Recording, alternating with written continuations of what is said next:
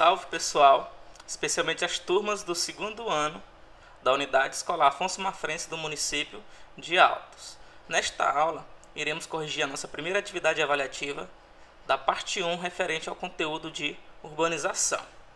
Então vamos para a nossa atividade e tratar a temática desse conceito, muito importante abordado principalmente nas provas do Enem. Vamos lá. Primeira questão. Cite o conceito de cidade, relembrando e associando o conceito de lugar da geografia. Então, quando se coloca o conceito de lugar, que é um dos 5 conceitos chaves da ciência geográfica, o conceito de lugar ele é colocado como aquele local ou espaço de vivência ou produção do espaço em que o ser humano, a pessoa, ele possui maior afinidade, que vai adquirindo símbolos que são marcantes durante a sua vida e vai adquirindo empatia, vai adquirindo gosto por aquele local, que pode ser sua casa, pode ser um bairro, pode ser uma cidade, dependendo da escala de proporção de análise de lugar. Então podemos dizer que o lugar é aquele local que as pessoas mais gostam, associado à parte da geografia humana. E voltando para o conceito de urbanização, que é o que nós estamos estudando agora neste mês, a cidade, esse conceito, esse termo, ele foi mudando ao longo dos séculos, dependendo do contexto temporal ou histórico da civilização humana.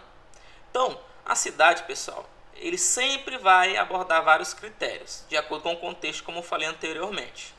Mas o principal que é abordado no Brasil, varia também de país para país, é de acordo com o IBGE, que é o Instituto Brasileiro de Geografia e Estatística, no qual inclui principalmente o critério de população. Então existem termos como população estimada acima de 20 mil habitantes, eles já colocam como categoria de cidade. Passou de 20 mil, já é considerado como critério de cidade. Aí o IBGE ele tem uma hierarquia que a gente vai estudar bem mais à frente sobre a classificação dessas cidades, que é dividida em metrópoles, que é dividida em metrópole nacional, centro regional, centro local, e antigamente existia o conceito de vila, que é mais próximo do espaço agrário, do espaço do campo, que já está em desuso. Então podemos dizer que o principal critério para classificar é a população, tanto que cidade pequena é inferior a 250 mil habitantes, cidades médias está entre 250 mil e 500 ou 750 mil habitantes, e cidade grande ultrapassa 750 mil habitantes, e quando passa de 1 milhão, algumas abordagens já colocam como metrópole. Outro critério é a densidade populacional, a quantidade de pessoas que habitam um quilômetro quadrado nesta cidade, que é calculado também por densidade populacional. Não é à toa que vários metros quadrados de espaços bem valorizados e terrenos eles são caríssimos por causa dessa valorização espacial. Também existe o estatuto legal, como já falei, embora sua clara definição não seja precisa, sendo alvos de debates, discussões ao longo dos anos. Então a população de uma cidade varia entre as poucas centenas de habitantes até dezenas de milhões de habitantes. As cidades são as áreas mais densamente povoadas do mundo. Iremos discutir mais à frente por que as cidades e os centros urbanos se tornaram povoados. Então, de maneira resumida e precisa, cidades são aglomerações urbanas que ultrapassam 20 mil habitantes, ok? E o principal critério de classificação aqui no Brasil é o critério de população. Questão de número 2. Cite o conceito de urbanização. O critério é simples e fácil de compreender. Quando a população de um determinado país ultrapassa a metade dessa população morando em cidades, já podemos considerar essa cidade como esse país, como urbanizado. Então, quando a maior parte da população de um país, maior que 50%, reside ou habita nas cidades, praticando atividades do setor secundário e terciário. É interessante compreender que, para ser considerado cidade urbana, o critério de classificação é o setor secundário e terciário. Quando a atividade primária, que é o extrativismo, a agricultura e a pecuária, já é o que? Já é urbanização. Quer dizer, urbanização, desculpe, já é o campo. Já é o campo, o espaço agrário. E as cidades, elas apresentam características arquitetônicas e a forma de construção da infraestrutura diferente do campo, no qual o campo possui apenas sítios, chácaras, campos de plantação, pastos. Por quê? Vai de acordo com o padrão de atividade econômica e infraestrutura que vai se organizando estas cidades, entendeu? Então, a urbanização é quando a maior parte da população de um país supera 50%. Questão de número 3. Qual a importância do desenvolvimento e planejamento urbano das cidades? Muitos países, principalmente dos subdesenvolvidos, países mais pobres, muitas das cidades que surgiram não foi de forma planejada. Como no caso do Brasil, existem algumas cidades que inicialmente foram planejadas, como é o caso aqui de Teresina, que seguiam um planejamento inicial. Só que ao longo do tempo esse planejamento ele não foi seguido, mas para uma cidade ela ter um desenvolvimento próspero do ponto de vista econômico, político, social, entre outros aspectos, ela necessita de um planejamento.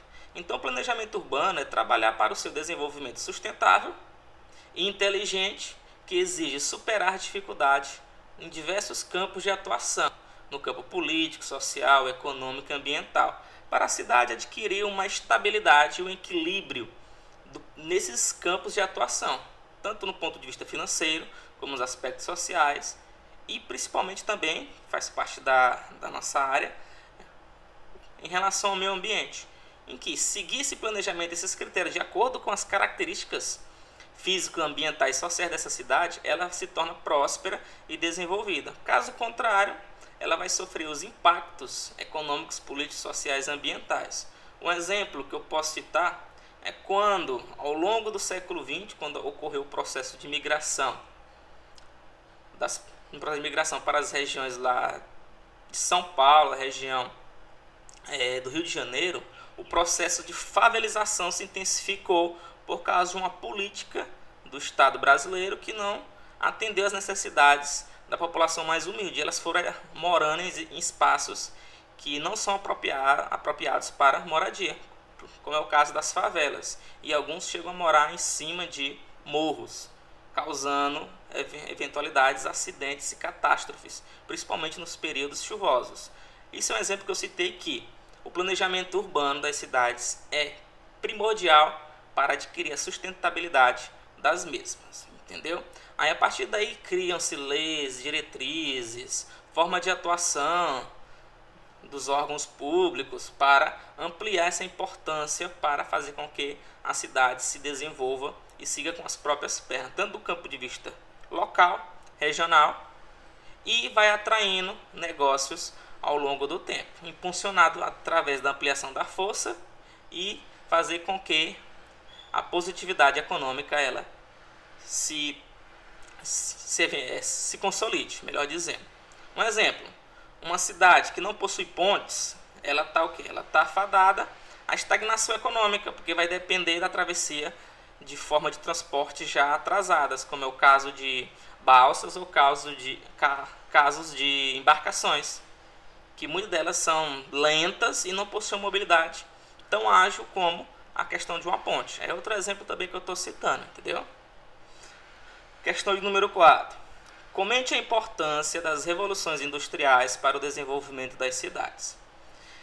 Através das duas revoluções industriais, no caso da primeira que ocorreu na Inglaterra, aí depois a segunda que se espalhou pela Europa, aí chegou na Ásia, chegou nos Estados Unidos e no restante do mundo de maneira globalizada, a Revolução Industrial foi um marco para acelerar o aumento desses centros urbanos. Por quê? Com a implementação das indústrias e aceleração dos modos de produção, ocorreu o êxodo rural, em que grande parte da população do campo foi forçada a abandonar suas terras e ir para as grandes cidades, como aconteceu principalmente na Inglaterra, e se espalhou esse movimento para o mundo todo. Como é o caso de Liverpool, Londres, Nova York, São Paulo. Esse processo de industrialização dessas cidades fez com que atraísse pessoas para adquirir melhores condições de vida e garantisse o seu autossustento.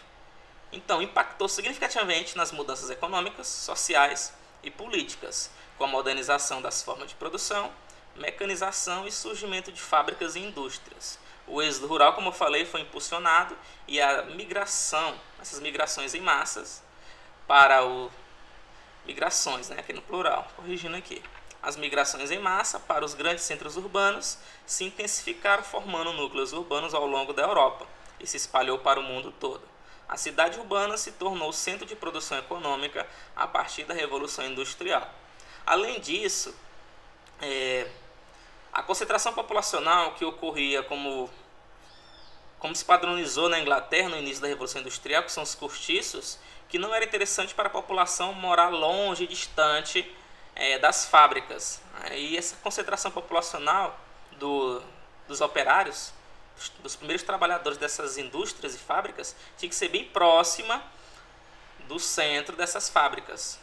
Então, isso fez com que também ganhasse impulso para o surgimento de novos bairros e essa competitividade de montar negócios a partir da cidade. Lembrando que a cidade se destaca pelas atividades do setor secundário e do setor terciário. Questão de número 5. De acordo com o contexto do século XX e XXI, qual a importância do zoneamento urbano? Essas datas aqui, para esses séculos, é onde se despontou e se consolidou o processo de urbanização. Claro que o século XIX também foi importante, mas o destaque do surgimento das megacidades foi principalmente nesse intervalo do século XX e esse início do século XXI. Então, o que é o zoneamento urbano? O zoneamento urbano nada mais é do que a concretização do planejamento das cidades, do planejamento urbano. Então, é dividir, como conhecemos, por meio de bairros, por meio de territórios específicos locais que determinam uma padronização desses locais, desses lugares, desses espaços urbanos, por ou ordem de hierarquia ou ordem de tipo de atividade econômica. Então, cada bairro tem suas características específicas, cada área de uma cidade também, em que se destacam determinadas atividades econômicas. E o zoneamento urbano se tornou um instrumento capaz de promover o aumento dessa concentração populacional em uma determinada região e planejar negócios, planejar políticas sociais e conhecer melhor as particularidades desses espaços para evitar imprevistos, no caso. E quem é atuante nessa questão do zoneamento urbano são os órgãos públicos, através da população, mantendo essa relação de organização da cidade. Então, ele se tornou esse instrumento capaz de promover o aumento dessa concentração em uma determinada região. Também possibilita uma maior oferta de empregos, à medida que facilita a implantação de atividades econômicas comerciais, agrícolas ou industriais no local. E também organiza os espaços urbanos das cidades em bairros, mobilidade ou deslocamento de determinados pontos e facilidade no reconhecimento destes espaços. Vou citar um exemplo. Atualmente, a cidade de Teresina está sofrendo um problema na mobilidade urbana, no tocante ao transporte público.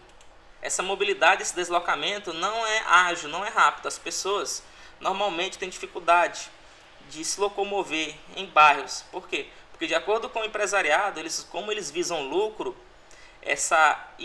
não tem um diálogo alinhado com os políticos aqui da cidade. Isso faz com que quem sofre é a população. Aí acaba investindo em Uber, acaba investindo em táxi ou mesmo em transporte privado, transporte individual. Isso faz com que os gastos com combustíveis, deslocamento, estresse por engarrafamento se torne muito intenso. Então, através de um mau planejamento que veio ao longo das décadas em uma cidade, faz com que toda a população sofra as consequências. Isso é um exemplo que eu coloquei atualmente na minha cidade, em que isso realmente faz com que esse planejamento, esse zoneamento urbano, não sendo levado a sério, ocorra problemas em todas as instâncias, desta cidade. Questão de número 6. Cite e comente sobre os principais problemas urbanos existentes na atualidade. Então, não somente na minha cidade, mas em todas as cidades do mundo apresentam problemas em comuns. Apesar de existir pontos positivos, também apresenta os pontos negativos. Alguns deles podemos comentar: favelização, a desigualdade social, que é comum, a segregação socioespacial, problemas relacionados a drogas, a violência, a agorafobia, que é o medo dos espaços urbanos por causa do assalto, algum estresse que a cidade pode provocar essa pessoa, pessoas morando em residências com muros altos, justificável, né, com câmeras de vigilância, cães de guarda, cercas elétricas, arames farpados. Então são exemplos de que o comportamento social, através dos problemas urbanos, faz com que a atitude e a maneira de se habituar nesses espaços ocorram, como é o exemplo dos condomínios fechados, que é uma forma da população se proteger contra esses problemas. Além disso, tem o estresse, a depressão, que são problemas de saúde das pessoas, que também ocorre muito nas cidades. Aí podemos comentar cada um deles. A favelização ocorre nos grandes centros urbanos por causa que a população em si quer morar próximo dos locais de trabalho e dos espaços mais valorizados. Como assim, professor? Espaços mais valorizados, se eles são pobres? Claro, é o seguinte, que eles se conformam em viver próximo das principais avenidas, próximo dos centros comerciais, próximo das fábricas, dos empregos, e não se importam em morar em cima de morros. Claro que eles não têm condições para morar em locais melhores, não me entendam mal. Pelo fato de eles não possuir dinheiro suficiente para comprar uma casa e ter uma moradia digna, eles acabam se submetendo às condições de moradias precárias, como é o caso das favelas. E o Estado, os órgãos públicos, tentam solucionar esse problema de favelização nas grandes cidades ao longo das décadas, mas nunca conseguiram, porque o contingente populacional nessas grandes cidades é muito grande, é muito complicado de resolver essa situação. Onde deslocar essa população? Para os locais mais distantes dos espaços valorizados, aí acaba não sendo rentável para essa população, porque naturalmente o gasto de transporte, de mobilidade urbana, até o local de trabalho, onde possui supermercados e os espaços de lazer que são valorizados, se torna muito distante. Então não compensa por parte dessa população se distanciar desses espaços valorizados. Então a favelização tem a ver, claro, com a rentabilidade, com a pobreza da população e também com a aproximação que as pessoas geralmente preferem os espaços mais valorizados destas cidades. A desigualdade social já é fruto do sistema capitalista de produção, e isso existe no mundo todo, assim como aconteceu também no sistema socialista na União Soviética. A segregação, que é a divisão de pessoas, que é a divisão socioespacial. É muito comum bairros luxuosos, com melhor infraestrutura, no qual os órgãos públicos facilitam a vida dessas pessoas. Asfaltam as ruas, colocam mecanismos de segurança bem maior, um aparelhamento estatal com maior segurança para essas pessoas. E do lado tem o quê? Tem uma vila ou tem um bairro mais humilde em que essa infraestrutura não é tão eficiente como próximo, por exemplo, nos grandes condomínios. Isso acontece, que é a divisão socioespacial por classes sociais. Isso é um problema que as cidades ainda não conseguiu resolver. Aí isso aqui já é um problema internacional, né, que ocorre principalmente nos grandes centros urbanos. Além claro, né, do trabalho infantil, da prostituição, de todos os problemas que são causados pela cidade, lixo, poluição dos recursos hídricos, como é o caso de aterramento de lagoas, como acontece aqui na minha cidade, poluição dos rios, causando um impacto ambiental também muito grande. Podemos dizer que as cidades causam impactos ambientais. Mas isso é uma temática que iremos debater no conteúdo de meio ambiente. Questão de número 7. Por que a dependência do campo e cidade, ou cidade-campo, é existente? Isso ocorreu, pessoal, na história da humanidade desde a antiguidade. Na época da Grécia Antiga, do Império Romano, no Egito Antigo, em que sempre existia um abastecimento do setor primário, da agricultura, da pecuária e do extrativismo para esses centros urbanos. Claro que na antiguidade o termo cidade não era padronizado atualmente. Antigamente era chamado de burgos. Mas o que abastecia esses grandes centros urbanos sempre foi o campo. E as características de infraestrutura, de arquitetura, ruas do campo é diferente das cidades, de acordo com a necessidade econômica que cada uma apresenta. Então, campo ou rural são sinônimos, viu, pessoal? É formado por propriedades rurais, como fazendas, chácaras, sítios, ruas que não são asfaltadas, por exemplo, muita vegetação que valoriza o ambiente, principalmente nos microclimas. E esses setores do campo eles praticam atividades do setor primário, como extrativismo, pecuária e agricultura. Existem também grandes empresas que atuam nesses negócios, que são as pequenas, médias e até grandes empresas que trabalham, por exemplo, na produção de ovos, na produção de carne vermelha, na produção de leite, queijo. Vende esses produtos para os supermercados, para os empresários aqui da cidade, eles vão abastecendo os centros urbanos, não somente de alimentos, mas também de vestuários, de insumos agrícolas, de matérias-primas para a produção de outros produtos, nas fábricas, nas indústrias, dentre outros. Então vale ressaltar que o campo abastece a cidade. E a cidade alimenta o campo com investimentos, principalmente no tocante ao dinheiro, né? A cidade é formada pela zona urbana, residindo a maioria das pessoas, aglomerações urbanas. Lembre-se do conceito de densidade demográfica, garantindo estabilidade no setor secundário, setor secundário é a construção civil e as indústrias, o setor terciário, que é a concentração da economia. Setor terciário nada mais é do que a prestação de serviços e o comércio. E a cidade urbana é tratada como espaços luminosos, como ressalta Milton Santos. Milton Santos coloca aqui, os espaços luminosos são aqueles dotados de melhor infraestrutura, onde o espaço urbano é mais caro, a área, o terreno é bem mais valorizado e onde apresenta as melhores infraestruturas da cidade. Nós podemos dizer aqui, por exemplo, na minha cidade, que o espaço luminoso daqui é o Jockey, aí tem uma hierarquia de classificação, tem o centro, possui o Disseu e assim vai. Então, quanto maior esse desenvolvimento urbano, traduzindo, onde se tem a praticidade de moradia, que é chamado de espaço luminoso. 8. Questão número 8. Cite o conceito de megacidade, exemplifique. Megacidade não está dizendo aqui, pessoal, mega, que se destacam, megas cidades. São grandes aglomerações urbanas, de acordo com a classificação da ONU, durante a Guerra Fria, são cidades, metrópoles que ultrapassam 10 milhões de habitantes. Então, se essa cidade, consequentemente uma metrópole, ultrapassar 10 milhões de habitantes, pode-se considerar como megacidades. Então, até a metade do século XX, a quantidade dessas megacidades não era tão grande.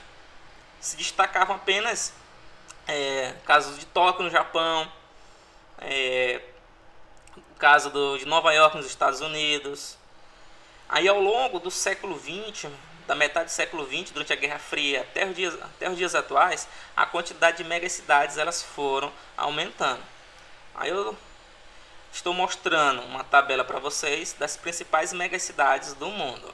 Tóquio, no Japão, 36,6 milhões de habitantes. Delhi, na Índia, 22,1. São Paulo, no Brasil, 20,2. Mumbai, na Índia, 20,1. Cidade do México, 19,4. É interessante, pessoal, que as principais megacidades do mundo, parte delas são de países emergentes ou subdesenvolvidos. Na Índia, país emergente. Brasil, país emergente. Índia, novamente, possui 2 megacidades. México, país emergente. Aí vai chegar Nova York nos Estados Unidos, que é um país subdesenvolvido, 19,4. Xangai, na China, 16,5. Calcutá, na Índia, a Índia já possui 3 megacidades. Dhaka, em Bangladesh, Los Angeles, nos Estados Unidos já apresentando 2, Karachi, no Paquistão, Buenos Aires, na Argentina, e Pequim, na China. Observe que a quantidade ao longo dos séculos dessas megacidades elas tendem a aumentar, porque a explosão demográfica, a quantidade de pessoas no mundo, ela vai aumentando. Como é um conceito de população, nós iremos debater em outros capítulos. Então, pessoal, bons estudos, sigam em frente. Essa foi a primeira parte da atividade de urbanização. Bons estudos e fiquem com Deus.